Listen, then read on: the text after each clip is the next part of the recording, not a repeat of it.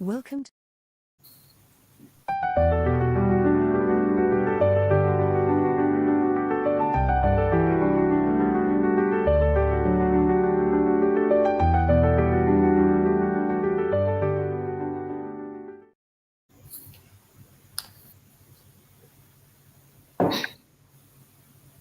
Welcome to the SJMC Grand rounds, where our experts come together and discuss challenging cases.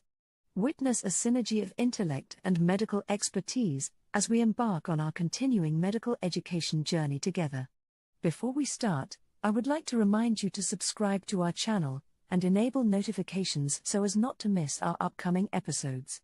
Now let's begin.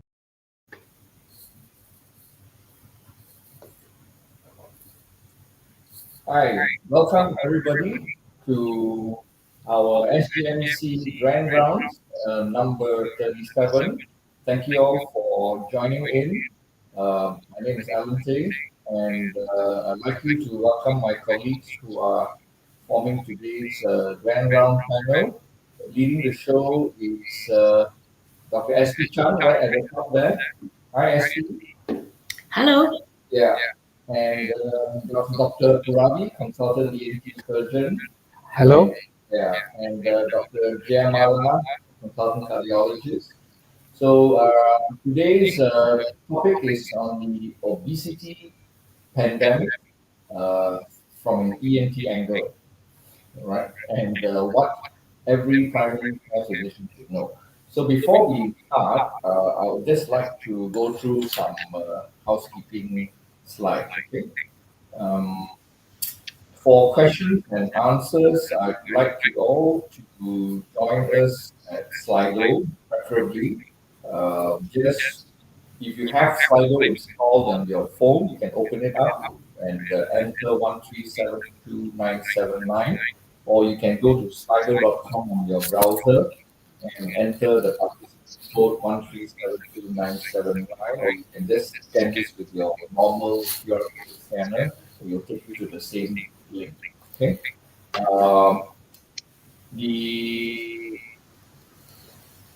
This event is able to claim 50 points. We will display an attendance link at the end of the session, so please watch out for that. Okay, so without further ado, I think we will begin the session, and I will have the slides on the stage now and hand it over to SP. Over to you, SP. Thank you very much, Alan. Good afternoon, everyone. Thank you for joining us this afternoon. We have an exciting session for you. So if I could have the first slide, please. Next. So this afternoon, we're going to look at influence of obesity and its comorbidities with a focus on obstructive sleep apnea. Look at these individuals with regard to cardiac and respiratory evaluation, and lastly, but not the least, really, the benefits of losing weight and what we can expect. So if I can have the next slide, I will show you the patient. This is a 59-year-old gentleman who's had type 2 diabetes, hypertension, dyslipidemia for about 6 years. He comes to the clinic and complains, "Doc, I cannot sleep. I'm tossing and turning. I'm always tired. I cannot exercise because I'm always tired." His wife complains that he snores and he's very sleepy during the day. These are his medications for his diabetes, blood pressure, and cholesterol. And on examination, he's got a body mass index of 31. Weight is 90. His blood pressure is 145/90, and other systems appear to be normal. Next, please. These are his investigations. A1C 8.2%, fasting 8.7 millimoles, creatinine is normal. These are his cholesterols. His urine analysis is clear. So the first question is, let's just think about this gentleman. If you were to see you in your clinic, identify his problems. What do you think this man is having in terms of problems that you need to fix? Okay? Do you think his sugar is at control? Do you think his blood pressure is controlled? What about his cholesterol? And what do you think about his snoring and sleepiness? Next, please. So these are the problems that this gentleman, we feel you should look at. First, he's got a body mass index of 31 that makes him obese. Blood pressure, according to what I've given you, 145/90. You need to remember, in a person who's very big, whether or not using the proper cuff size, you may need to have a bigger cuff size in order to get the correct blood pressure. Next is A1C is not at target. A1C is 8.2, dyslipidemia, LDL is 2.87. I've got the results at the left top hand corner. And the question you should be thinking is, does this man have obstructive sleep apnea? And what is his cardiac status? Next, please. So that's to remind you what medication he's on. Questions? Think about it. Next, please. How would you manage him if he was in front of you? Next, please. So we agree, blood pressure is not at target, glucose, cholesterol, and weight. Think about what your target would be for him. I would suggest that, I hope you agree with me. Next, please. Blood pressure should be less than 130/80. Glucose, next please, should be less than 6.5%. Is 659 and no other comorbidities to make him at risk. Next, please. LDL should be less than 1.8. Next. Weight should be a loss of weight of at least 7% of his body weight. And if you calculate from his 90 kilograms, he should lose about 8 kilograms of body weight. Next. So he's been given 3 months of advice. You've told him lifestyle, exercise, eat correct, added medication. So you will recognize now on his therapies, we've added amlodipine, we've ordered ezetimibe, we've added SGLT2. And 3 months later, he returns to you and says, hey, doctor, here I am. A1C is 7.6%. Blood pressure is 135/85, LDL is 2.1, and he's managed to lose 3 kilograms of body weight. Are you happy with this? If you think, no, I'm not happy with it, let's move on. Next, please. Okay, so before we go on to his metabolic profiles, we keep that aside. We're going to ask him to see an ENT surgeon. So we have Dr. Puravi, our consultant ENT surgeon, whom we will ask questions. What history that he's giving tells you he has OSA? What do you look for in his physical examination? What are differential diagnoses you consider? And what next step will you take? Dr. Puravi, next up to you. Good afternoon, Dr. S.V. Chan. And good afternoon to everybody. So from the symptoms, we can see this patient is tired almost every time, and he has got poor quality of sleep. He feels very lethargic. The wife says he snores very loud, and also he has choking attacks and daytime somnolence. So from this history, it's very suggestive that the patient has obstructive sleep apnea. So, what do you look for physical examination? Any suggestion? So for the symptoms wise, we can see we can divide into daytime symptoms and nighttime symptoms. Daytime, they feel very tired. Daytime somnolence, memory can be affected. Early morning headaches. Most of these obstructive sleep apnea patients, they breathe through the mouth. So this causes them to have a dry mouth, trouble concentration when they wake up. The nocturnal symptoms are snoring, they stop breathing, that's called apnea, and then suddenly they gasp for air, which is called the choking attack.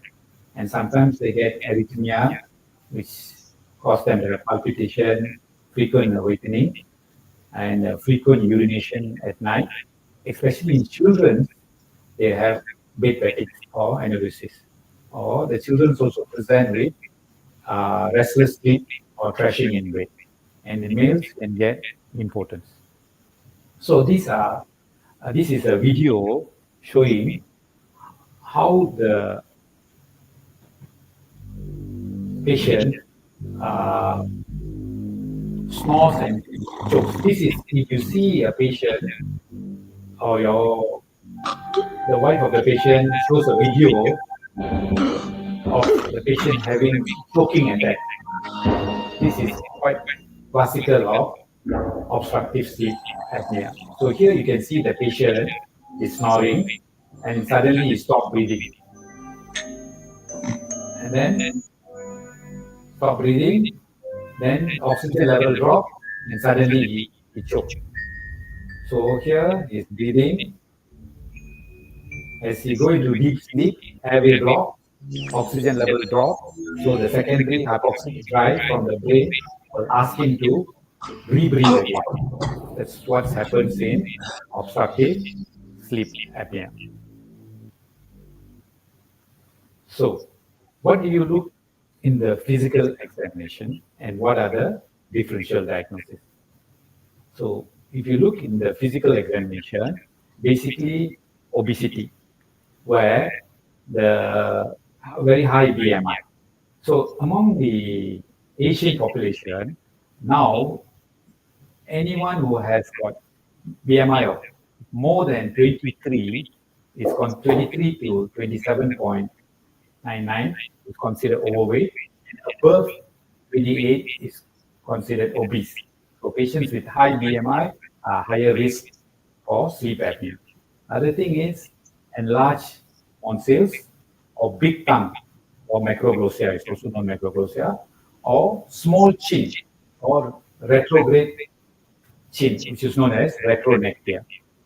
And they can have also melampathy is anesthetists who have actually classified the oropharyngeal examination into 4 classes. If in class 1, you can see the soft palate, the uvula, the anterior pillars and the posterior pillars. In class 2, you can't see the pillars.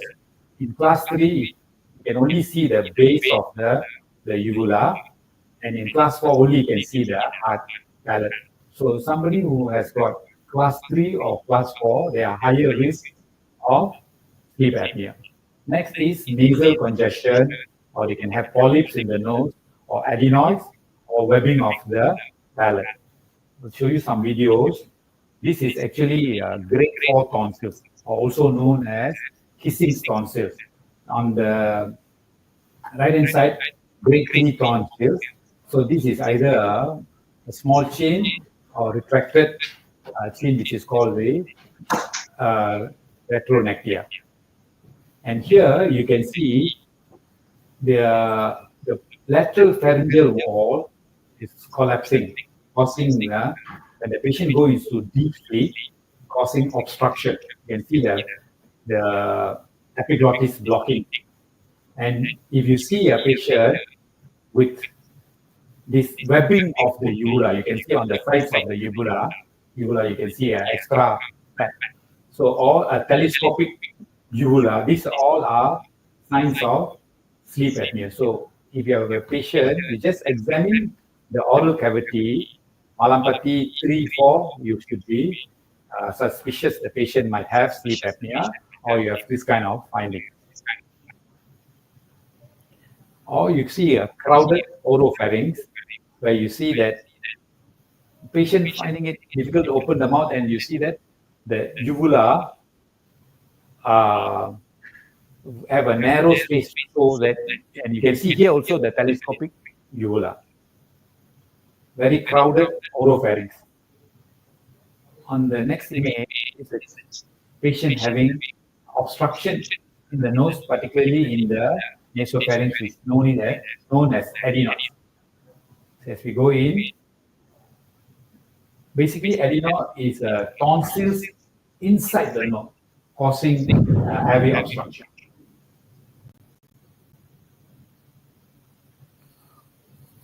So what are the differential diagnoses? So in this patient, we have diagnosed obstructive sleep apnea. Sometimes the patient might have central sleep apnea. The difference between obstructive sleep apnea and central sleep apnea, there is no respiratory effort in the central sleep apnea.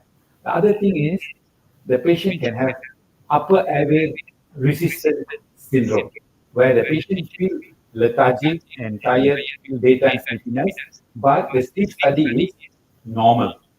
That is upper airway resistance syndrome. The other thing can be is also in patients with hypothyroid, because the mucopolysaccharide collection in the neck causing airway obstruction, or narcolepsy, where the patient will have daytime somnolence, which can also lead into cataplexy. So, what is the next step will you take? Any idea? So basically, if the patient needs a sleep test can be done in the hospital or at home. The test done in the hospital is more comprehensive. It involves more than 16 to 25 channels, where we have at least 4 EEG monitoring. You can also monitor the EMG, showing whether sometimes the patient might have bruxism or periodic limb movement or restless leg syndrome can be picked up with this. Or we also measure the electrooculogram to show whether the patient is in REM sleep or non-REM sleep. We also monitor the chest movement and abdominal movement. If there is no chest movement and no abdominal movement and there is no airflow, this is central apnea. If there is no chest movement but there is abdominal movement, then it's called obstructive sleep apnea. In the home sleep test, basically is sleep channel where you get the airflow and seeing whether the patient have chest movement and abdominal movement. So it's basically good for screening, or if you suspect the patient has a purely obstructive sleep apnea, you can suggest the patient just do a home sleep test. So from the sleep test, you have a result of AHI value. If anything below than 5 is normal, 5 to 15 mild, 15, 30 moderate, and more than 30 is severe. So this is a graph of what you see in the sleep apnea. In central apnea, no airflow, no chest movement, no abdominal movement. But in obstructive apnea, you see no airflow, no chest movement, but you see abdominal movement, or the effort there you can see. So that's the value that the patient has, obstructive sleep apnea.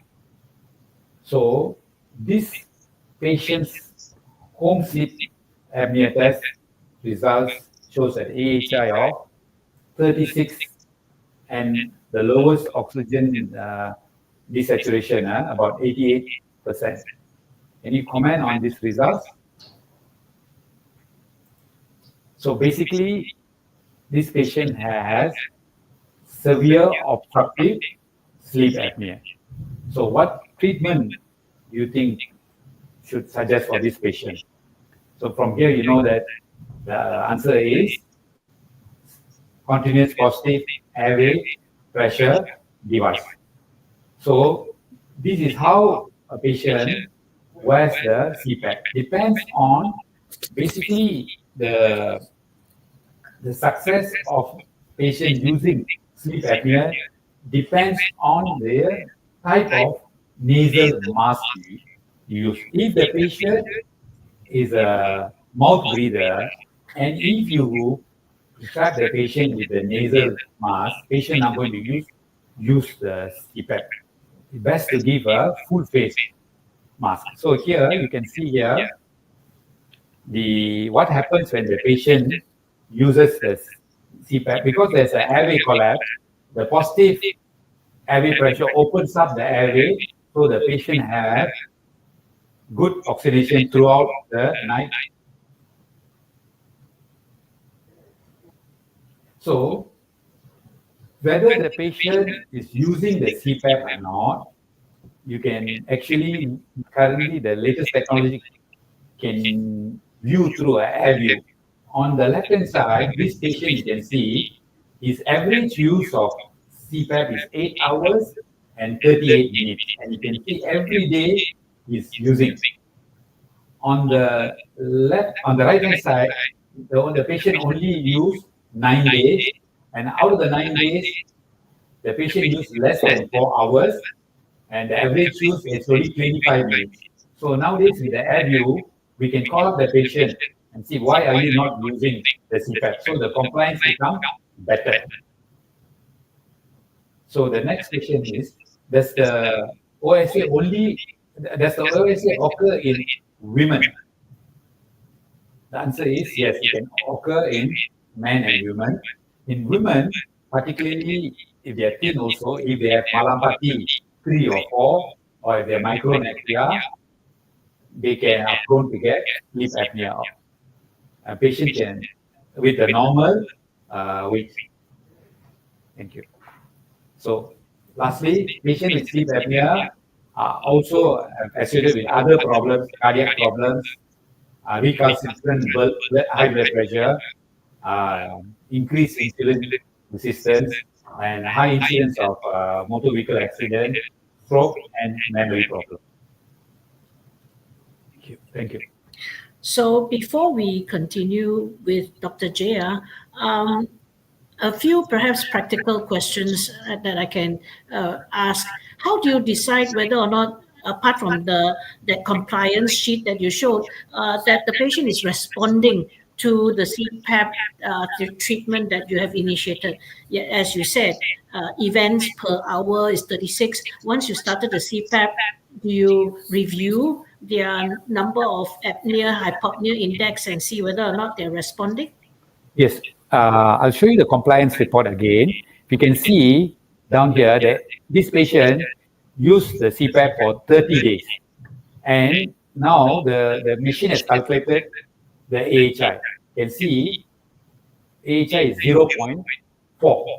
So from the compliance report, we know the patient is in normal, responding. Mm-hmm. Okay. And can you travel with the CPAP machine? Definitely, they can travel with the CPAP machine. But can they go away without the CPAP machine? Depends. If 1 or 2 days, okay. If they're longer, then it's better for them to take the CPAP machine along with them.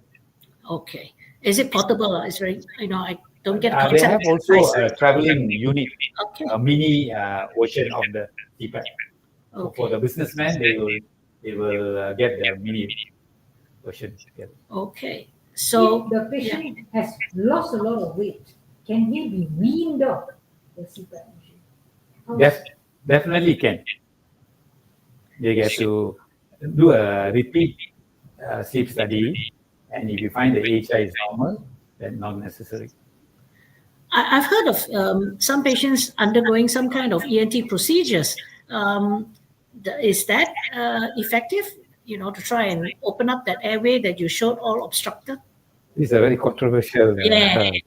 So I personally believe in elderly patients, surgery should not be the first line of treatment. Okay. In children, surgery is the first line of treatment. Mm-hmm. Mm-hmm. Okay. By elderly, you mean people above the age of 60? Or are you talking about? I think adults, better to say adult. Any adult.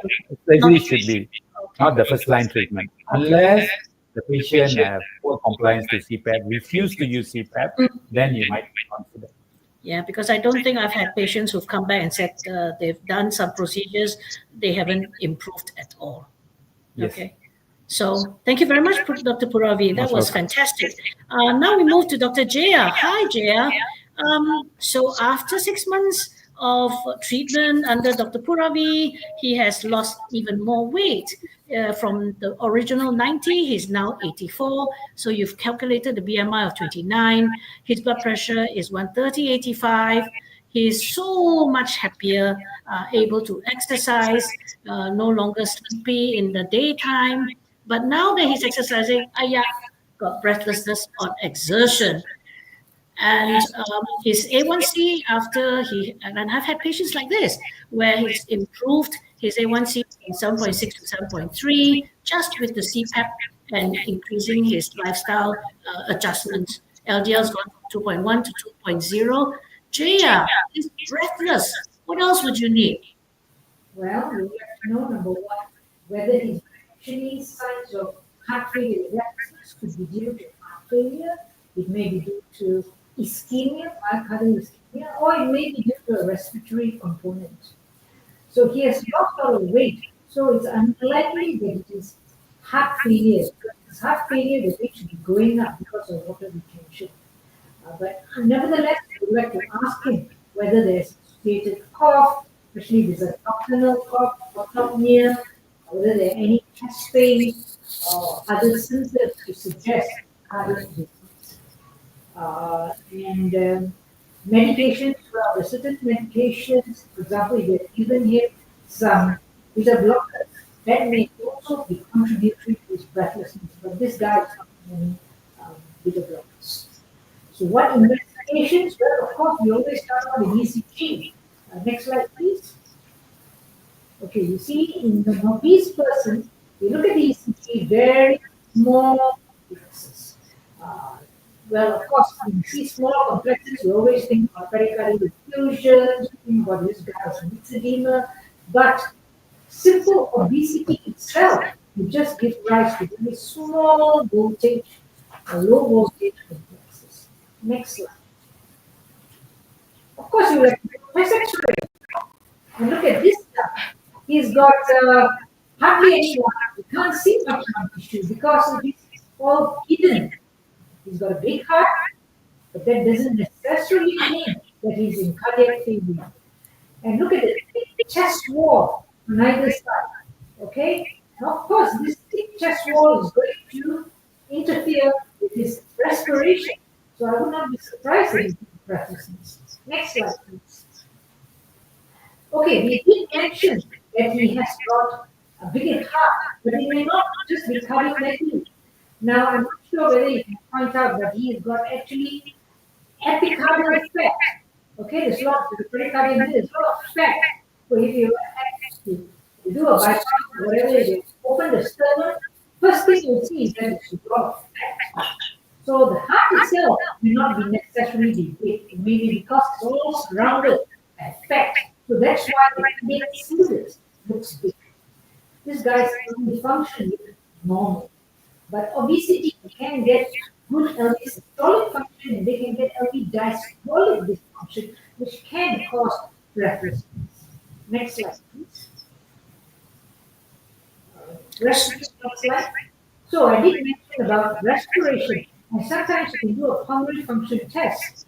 When you look at the forced expiratory volume and FEV or FEC, not much difference because it's not a problem with expiration. The problem is they can't inspire. So if you look at the last one, inspiratory for max, you can see it's very diminished because you've got all this fat and it just falls. You can't take a deep breath. So that itself can give rise to breathlessness. Next slide, please. That's a restrictive effect. Yes. In addition to just the fact that the thick chest wall, they also help. In fact, we have broken, even the diaphragm has been pushed up. And sometimes, in severe obesity, it can cause some atelectasis in the lower lung bases, stuff like that. And some of these are sometimes not reversible. And all that gives rise to a diminished lung capacity. Next. Slide, please. Okay, so now, this week, I decided to leave it like that and said, go and try to reduce weight first. okay, so the ball is now in my court, He has lost weight, however, his body mass index remains at 29. So the exciting news these days is that there are other modalities for weight reduction. Before you move on, can I just ask you, what sort of advice, I mean, usually, given these patients some advice on how to reduce weight, which is food, exercise, what sort of advice can you share with me, please? What sort of usual advice do you give? How will you talk to them? Okay, I mean, the simple principles is whatever they are taking in terms of intake, food intake, is to reduce the amount, right? So don't need to calculate, count, and stuff like that. At the end of the day, just eat less than what you're currently taking. Simple principle again, remove the snacks that you do not require, right? I will tell you that all the studies, every single research that looks at reducing calories, no matter how you reduce your calorie intake, you will successfully lose weight. The problem is you lose weight within the first 3 to 6 months. It's the long-term weight loss maintenance. That's where people lose out. They will generally regain the weight. The body will defend the original high weight. That's the problem. And it's nobody's fault. It's just that the body's defenses are like that. On top of that, physical activity, increasing physical exercise. When you are talking about wanting to lose weight, it's 45 minutes of moderate exercise 5 times a week. You want to maintain weight, it's half an hour 5 times a week. You want to lose weight, it has to be longer than that. It has to be at least 45 minutes moderate intensity exercise. So when you talk about that, it's a question of long-term discipline, long-term maintaining these kinds of lifestyle adjustments. Unfortunately, again, if you track any kind of weight loss regimen, whether you're talking keto diet, whether you're talking lower 16-8 intermittent fasting, the patients will generally regain the weight. Sometimes regain even more than they started with. So that's the reason why patients get very disappointed, depressed, because they have been having multiple failure rates. What about this intermittent fasting that you talked about? Same thing. The intermittent fasting is the same. Basically, when you do intermittent fasting, depending on the number of hours that you fast, 16 hours of fasting, 8 hours of eating, you just reduce the chance to eat. When you have the 8 hours of eating, make sure you don't hunt up and eat like crazy lah, right? But at the end of the day, it works because you are eating less often, and the total calories that you take is less. So whichever way in which you eat less, you will successfully lose some weight, right? So intermittent fasting, whatever else you're talking about, if you are disciplined and keep doing it, there will be some weight loss. And the best news, the first 3 months, very happy, because the weight loss very fast. After that, the weight loss drops, it flattens out. Because again, you do exactly the same as you did before with the intermittent fasting. You don't lose any more weight. You don't lose as much weight as you started in the first 3 months. That's why? Because the body has lowered its metabolic rate, because you are now smaller and less weight, right? And it starts to tell you, "Oi, you're hungry," and so your appetite increases, and then the weight slowly but surely comes back. That is the defense mechanism I'm talking about. Some patients say they drink water. When they say you're hungry, you drink water. And then they say they manage to somehow keep their weight down. What are your views on drinking water? Water diet. Basically, the thing is, whatever you do, just don't eat lah. So it depends on how you want to do it. Drinking water will, in a way, I don't think so. I don't want you to have water intoxication. So it's not the answer to weight loss. Okay? Right. I can move on next. Can I? Okay. Move next slide, please. Okay, now I just want to show you a few slides about weight loss and what it will do to the obstructive sleep apnea, because we are focusing on that. So if you look at this slide, you can straight away see on the x-axis is body weight increase. So in that pinkish box are patients who gain weight. And in the white box on the left of this graph is people who lose weight.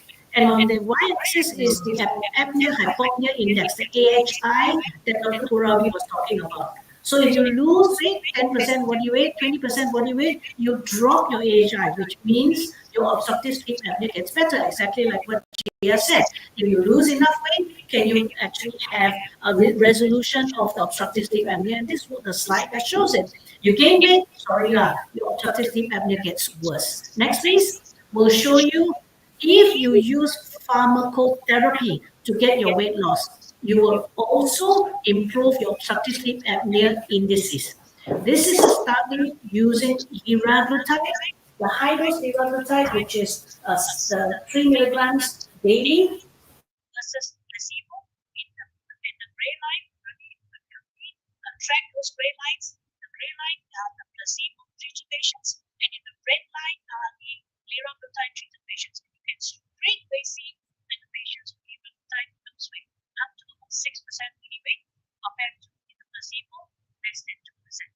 And then when you track the AHI, you can again see very clearly improvements in measures of the apnea-hypopnea index significantly better because you lost more weight. So if you cannot do it with lifestyle, there are therapies that have been shown to be effective at improving obstructive sleep apnea. Last but not least is the latest data, slide please, which uses new generation cupping therapy, which is the protein, which is the GLP-1 and GIP drug of tirzepatide. And this is the Samar USA study. Again, on the left is measures of AHI, drop of AHI by 25, right, versus 5, and that is because it tracks weight on the right, the weight reduction of 25% when they take that medication, and that translates to improvement of sleep apnea. Next, please. And this is the body weight reduction seen with the use of the tirzepatide active agent. Next, please. Okay, so moving back to Jaya, patient is worried about the heart and talk about my sleep.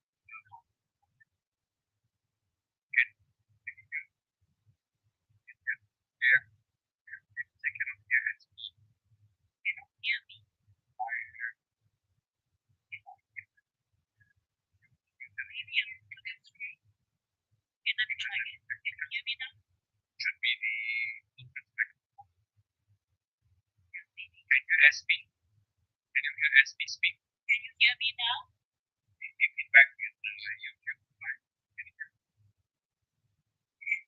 Is my voice coming clearer now?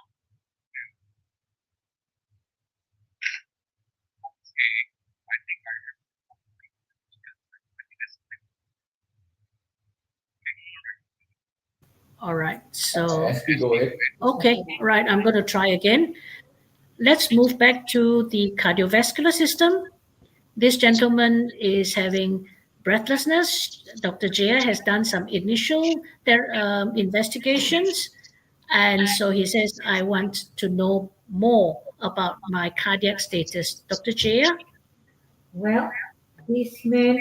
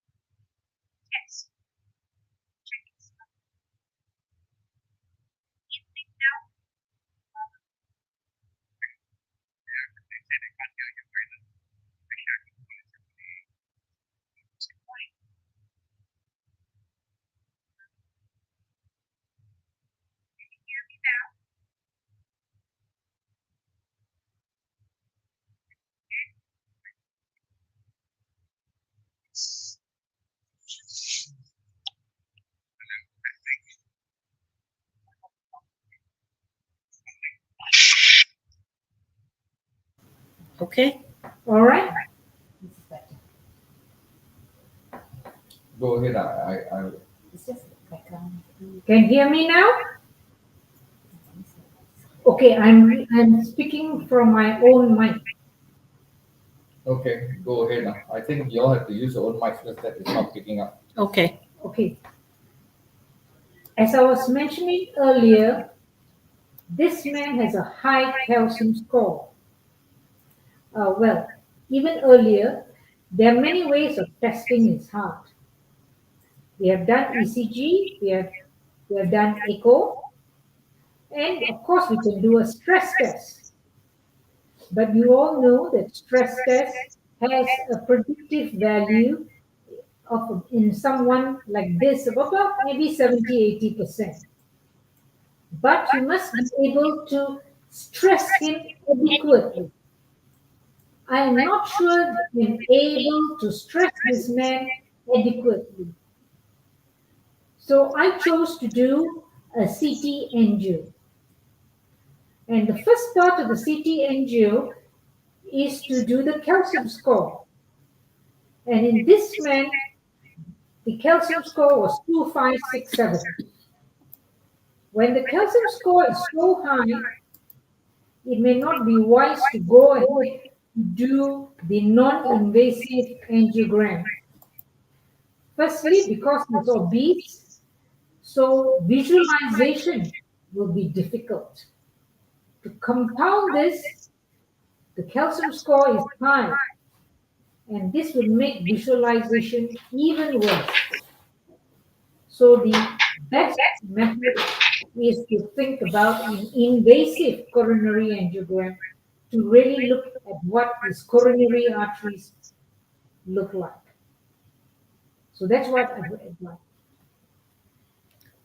Okay, thank you very much, Dr. Jaya. Before I continue with weight loss and what you can benefit with weight loss strategies, Dr. Puravi, what did you think of the data I showed you regarding pharmacotherapies that give you weight reduction?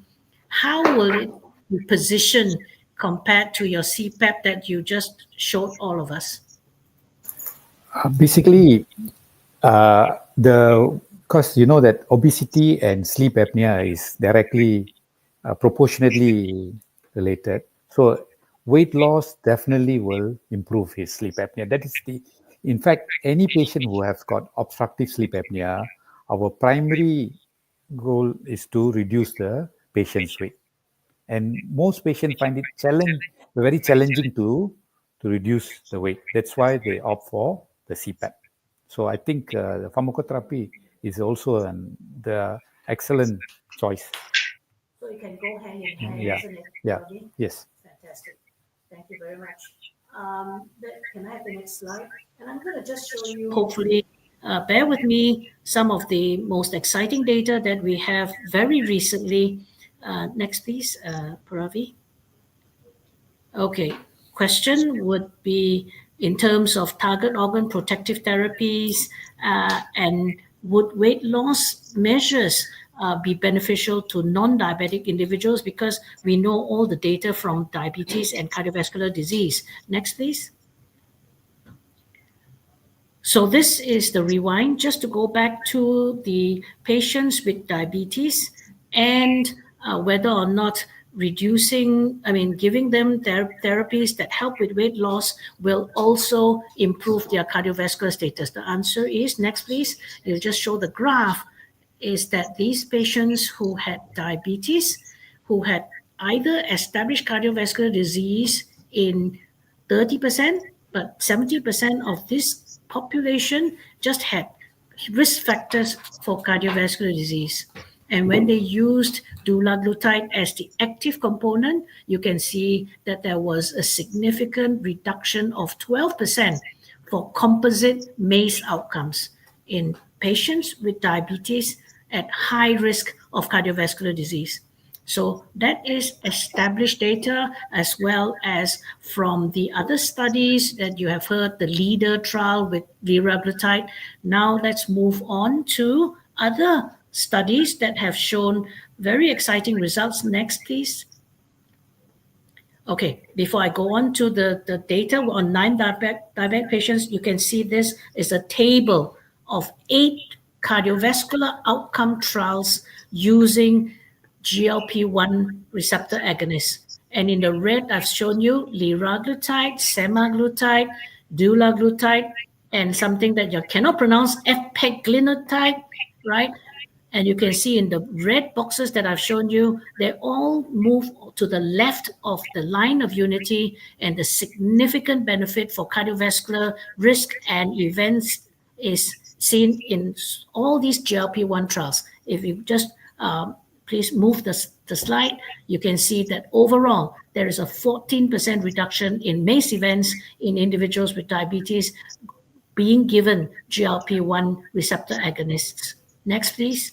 And then the latest, very latest result just about a week or two ago is that the oral semaglutide trial called SOUL was also demonstrated to have significant MACE outcome of 14% risk reduction. In the past, it was the injectable semaglutide, whereas now it's the oral semaglutide that have been proven to have cardiovascular protection. Next, please. And this is the most exciting result. Came out last year. Obese patients, non-diabetic. On the left-hand side, they are obese with cardiovascular disease, non-diabetic. And in this trial called the SELECT trial, you can see a 20% reduction in MACE outcomes in people who are non-diabetic, given the active component semaglutide, in terms of MACE outcomes versus placebo. So this is translated to, you don't have to be diabetic, but you can still have benefit if you are taking a GLP-1, if you have obesity and cardiovascular disease. Next, please. And how did they do it? Probably a large proportion of the effect was from the weight loss that was seen in this trial. That patients who were on semaglutide who had about 10% body weight loss in the red versus placebo, no weight loss. Next, please. Can you hear me? So, can you hear? Okay.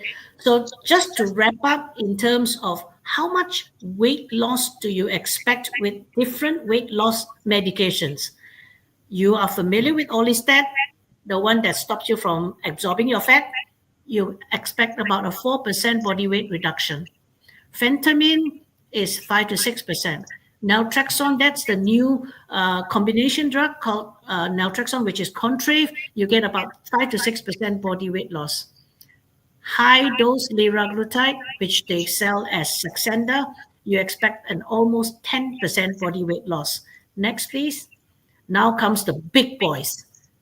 You have the phentermine topiramate, you get 10% weight loss.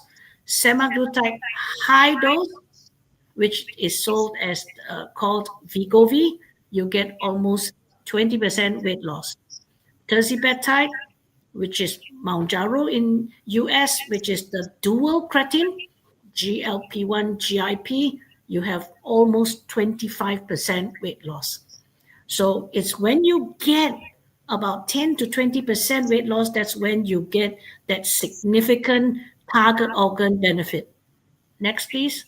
What do I expect with weight loss? Clinical outcomes. 5% weight loss, improvement of blood pressure and glucose. Up to 10% weight loss, you can prevent them from becoming diabetic. You can improve fatty liver, dyslipidemia. Up to 15% weight loss. Next, please. You can have cardiovascular disease reduction, OSA reduction, right? Next, you have more than 15%. You have remission of type 2 diabetes. You have reduction of cardiovascular mortality. You have reduction of NASH, which is the more severe form of fatty liver disease. Next, please. If you have 20% or more, you reduce HFpEF, which is heart failure, preserved ejection fraction, and you can actually improve advanced type 2 diabetes remission. So we have exciting days to come. And I think with that, we'd like to thank you for your attention and hope for you to have questions for us. I have a question for you. Right? Missing from the, it's not in the speaker. I have a question for you, Dr. Chan. Okay. Do you have to take this medicine for long term to maintain the weight loss? Okay, it's a very commonly could ask question. The answer is simple answer is the answer is yes. But unfortunately, the reality is that this medicine is very expensive. Yeah. If you are not pokai to buy food, maybe you also lose weight. But when patients lose that significant amount of weight, a lot of the measures of the metabolic disorders improve. I expect that patients will ask you whether they can either stop or reduce the dose. So depending on where they are at in terms of the body mass index, I expect patients to stop for a while, but when they stop, the weight will slowly come back up. It doesn't come back, right? But if they comes back up, then they will restart the medication, which means that it's likely that I will see in real world treatment, it will be cycling these medications, right? No, the last comment to make. If you are using this medication for target organ protection, meaning obese, cardiovascular disease, I prevent MACE outcome. If for that purpose, I cannot stop because I will lose the MACE protection. But if I'm using it for blood pressure, for diabetes, and all the other measures, then chances are you can stop and start and stop and start. But we know this data, this weight cycling up and down has probably worse.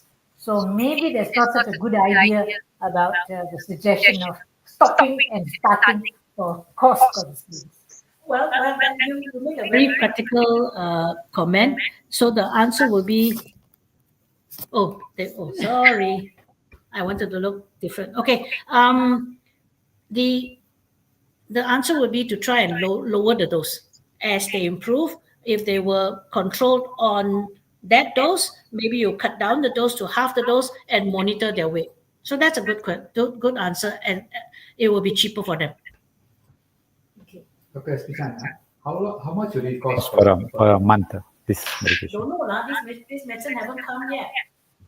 The high dose semaglutide belum sampai. The existing semaglutide, the Ozempic, at say the maximum available dose, how much is it? Am I allowed? I mean, supposed to say Just say okay. Depending on where you buy the medicine from, okay? Okay. So you buy from private hospital, private pharmacy, and all that. Roughly 1 milligram of semaglutide injectable is about 800 ringgit per month, plus minus. Okay. Thank you. So you have to have lots of money to become thin. Just cut off from the food budget.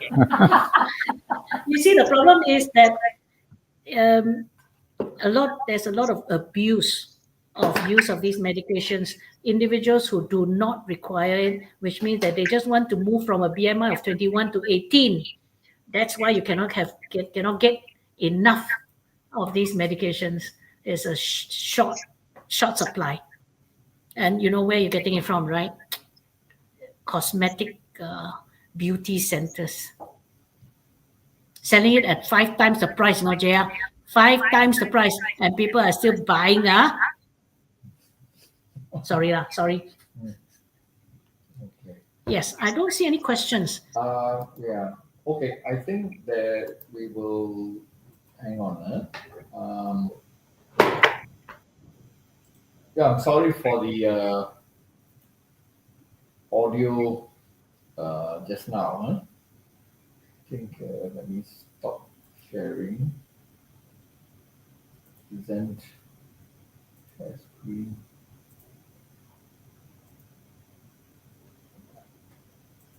Yeah. For those of you who haven't subscribed, please subscribe to our channel. There are questions. Please ask in our Slido if you can. Slido is 1372979. In the meantime, for Dr. Puravi, there's a question is, can taping the mouth during sleep improve obstructive sleep apnea? If the patient has sleep apnea, confirmed sleep apnea, taping the mouth does not improve the sleep apnea. So there are also things they are selling in online, like you No, if the patient has sleep apnea, in fact, if actually you worsen it. Yeah, so it doesn't work. No, it doesn't work. Taping mouth or even tying the jaw. No, if the patient is taping the mouth because of dry throat, then it will work. But not for, if confirmed sleep apnea, then it won't work. Won't it make it worse? Because Yeah. if you actually stop them from breathing from the mouth, then their upper airway is obstructed. Yes. Okay. I have a question for Dr. Puravi. What do you think of this? Now Apple has got approval for sleep apnea detection on the Apple Watch. Do you think this is something to be encouraged? Because if you look at the sleep test, the comprehensive sleep test have got 25 channels. So this one only measures probably the tone of the capillary. So I don't think so that as accurate as what you see in the Just for screening. for screening. Yeah. Okay. There is a Jewish technology where they use also it's called a watch pad, where they use the tone of the capillaries to measure whether the patient has got obstructive sleep apnea. But is that accurate? They have compared with reasonably okay. I think Apple's got FDA approval for their watch actually, but I think it's just good for screening, just like AF screening, then see your doctor. Okay.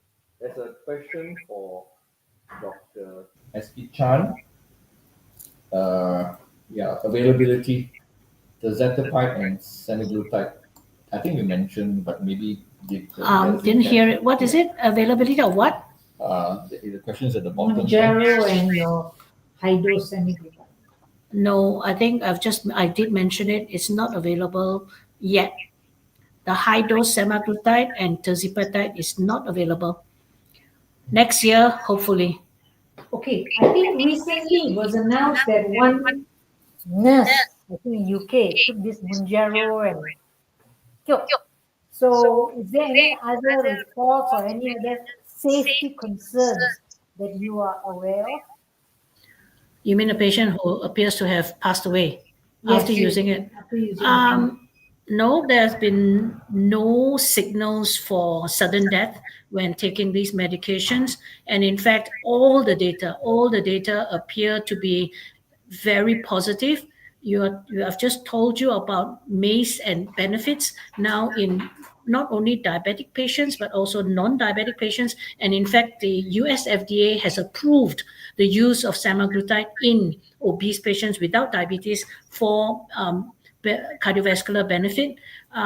There's also improvement in OSA. There's also improvement on measures of liver steatosis, right? And all these things are just adding value to the use of these medications. And I believe there is not a direct mechanism by which they protect, but really because of the magnitude of the weight reduction. The question that some people might ask is, why is it that these therapies like the dual creatine, the GLP one, can get you that super weight loss compared to the others, the current ones? It's because the GIP part of the molecule seem to reduce the GI side effects that reduce the ability for these other therapies to up titrate the dose. Because the higher the dose, the higher the GI side effects. So this dual creatine, and now we're going to, in the near future, we're going to get the triple creatine and all the others, will also give you extra weight loss because the combination appears to give you weight loss with less GI side effects. There's some questions on Slido now. I don't know why the thing didn't come up now. What is that? There's some questions on Slido now. Just came up. Yeah. So we'll start from the top now. Doctor, I have morning dizziness in the morning after waking up. Is it because of sleep apnea or other things? You, Puravi. Okay, dizziness itself is there are so many causes for dizziness. If you are postural related dizziness, it can be due to BPPV, benign paroxysmal positional vertigo, or it can be due to a postural hypotension, orthostatic hypotension. Sleep apnea per se does not cause vertigo or dizziness. They can cause lethargy, tiredness. Question on uvulopalatopharyngoplasty. Puravi. Yes. So basically, this is called the U3P, uvulopalatopharyngoplasty surgeries. Even patients who underwent this surgery still can have sleep apnea. So because in Australia, I've seen patients, they go for multiple surgeries. So if you expect one surgery can solve the problem, there's no way. You are ready to go for multiple surgeries. Every time they have sleep apnea, snoring, you do surgeries, and then if it recurs, then another surgery. So there's so many surgeries they can do. Basically, um, cutting the soft palate, the tonsils, the uvula, but you overdo the U3P can cause nasopharyngeal insufficiency. Then when the patient drinks water, water can come out through the nose. So the answer is surgeries does not really solve the problem. Weight loss and CPAP, I think, is the gold standard. There's a question on sleep clinic. I don't quite understand it, but I wonder whether you can answer that, Puravi. Basically, You can't see the question. You can. Which places offer sleep clinics? I don't know which place offers a sleep clinic, but sleep itself got 80 different disorder. One extreme, they cannot sleep. That's insomnia. The other extreme is narcolepsy. So basically, the topic today, we are talking about only obstructive sleep apnea. Yes. So there are so many other sleep disorders which can be managed by the psychiatrist. Sleepwalk, sleep bruxism. So so many other sleep disorders. But perhaps the answer would be, who are the specialists who will manage obstructive sleep apnea? Basically, ENT, you know? Respiratory physicians, some places psychiatrists, some centers also dentists are managing. Yeah. Can we summarize for the GPs? What sort of patients should they suspect sleep apnea? How do they, in terms of picking up the diagnosis? So basically, from the history, you look at the daytime symptoms and nighttime symptoms. Daytime, when they wake up, they feel very tired, lethargic, and then Who doesn't feel tired waking up? and then night they snore. The sleeping partner complains they snore very loud, choking attacks, frequent awakening, nocturia. These are the nocturnal symptoms.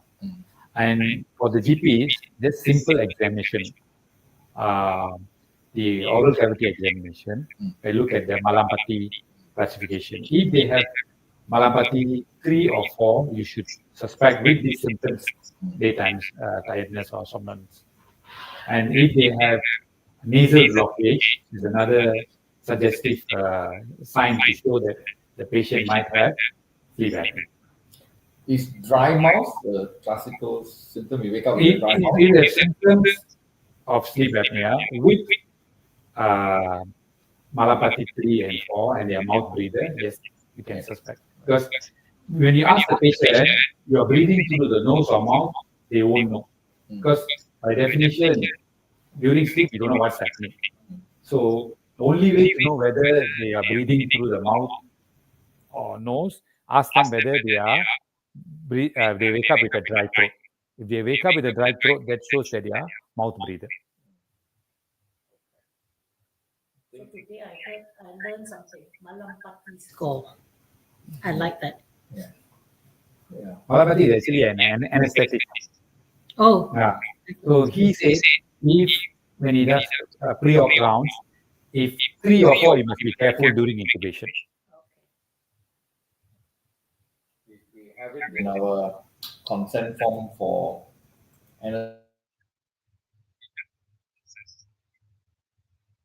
score. Okay, I think no more questions, so we will move on to the part of attendance. This is the QR code to scan for the attendance registration. Do not use the MMA app. I'll repeat myself again. Do not use the MMA app. Use your normal QR code scanner. If you do not know, you can open in your browser. I've made a very simple shortcut link, docs.my/SJMCGR37. Okay? docs.my/SJMCGR37. Both this QR code and or that link will take you to the attendance registration form. So please submit the attendance, and it will be up. The points will be uploaded within 7 working days. Okay, so I'll leave it there for a while to make sure that it's working for you. It's not yet. It's not. It's startup. Belum lagi. Sorry, Oh, sorry. All right. Now showing. Sorry, yeah. Just. So that's the QR code. Okay. So what do you do? Then you go to forms and you enter. She will do some of it as well.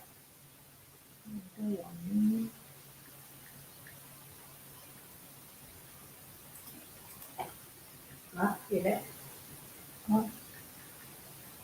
And what happens?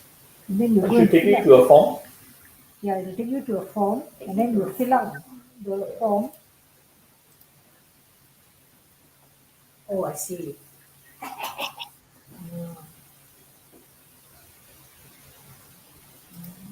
Okay, got it, everybody. Sunita, it should be there now.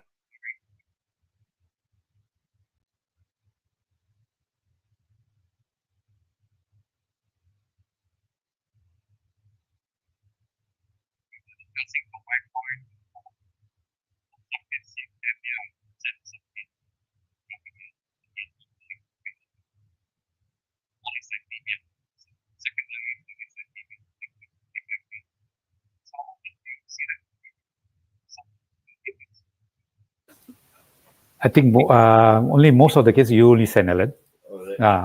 At the moment, I see none of the other hematologists are sending. I think it's important to yes. Secondary cause, one of the secondary causes. Yes. Yeah. And I had one patient who was on CPAP and then didn't use it, and then his polycythemia came back. Then I told him to be a bit more diligent, and then came down again. And yes. It's time to change this. Yeah, I think so. I think it's already, isn't it? Right? Yeah, it's been going on for a few years. Yeah, so you better do it. Yeah.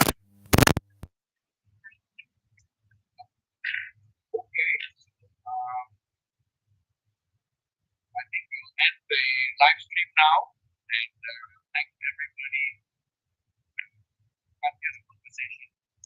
Presenting our microphone online, but yeah. So thank you, everybody.